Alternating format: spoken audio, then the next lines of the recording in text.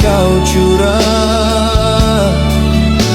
tak bermakna jika hanya mainan hampa di bibir saja. Menyingkap bicara dusta, biasan hasrat penuh pesona. Cerminlah hasratmu teman, putarkan gambar amalan. Hentikan semua niat persoalan yang kau taburkan sebagai